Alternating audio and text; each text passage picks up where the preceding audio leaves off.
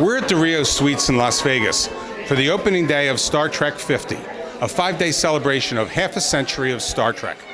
We're about to embark on a journey that'll take us to strange new features, allow us to meet new and exciting celebrities, and boldly go where few have gone before. As the Klingons would say, it will be glorious. We're going to begin in the vendor room. It's showtime here at Star Trek 50, and as the first of our fans begin to descend upon the vendor room, the show is officially underway. Here in the vendor room, we'll see many things.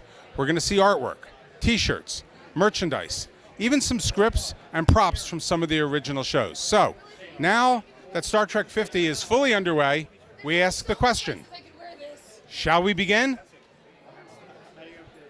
Scott Mance is the MC of this entire show. Scott, tell us a little bit about the convention. Well, this is the 50th anniversary of Star Trek. It premiered on September 8th, 1966.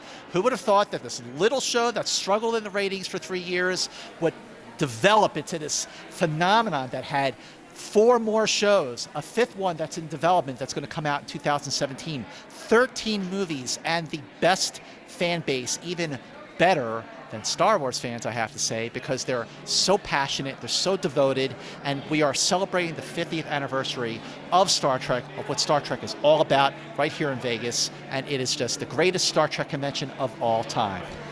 Here at the Star Trek convention, I found Captain Picard. Well, actually, I'm Brian Gardner of the USS Las Vegas Star Trek Club. I'm one of the executive members, and we're here at the 50th anniversary Star Trek convention in Las Vegas. Hey, Brian, tell me a little bit about the club. Yeah, we started 10 years ago, and many members and individuals who are in Las Vegas started joining the club. Since then, we have adopted a road. We do Christmas toys drives. We are very active in the community. We have a lot of fun, do a lot of what we call away missions, where we go out either in costume or not, and just have a lot of fun, you know, maybe racing go-karts or going to see one of the Star Trek movies that are coming out. 50 artists, 50 years.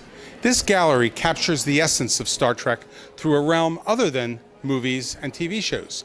Star Trek, as we know, is a whole lot of things to a whole lot of people. Artists have taken a special interest in Star Trek. In this gallery, you'll see artists' depictions of imagery and scenes from virtually all the movies, all the TV shows, even the animated series. It just goes to show the length and the depth and the breadth of Star Trek.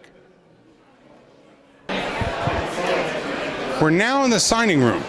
In this room, stars of the various series will be signing for their fans, signing and taking photographs. To my left are 2 of the classic Klingons from Deep Space Nine, Martok and Gowron.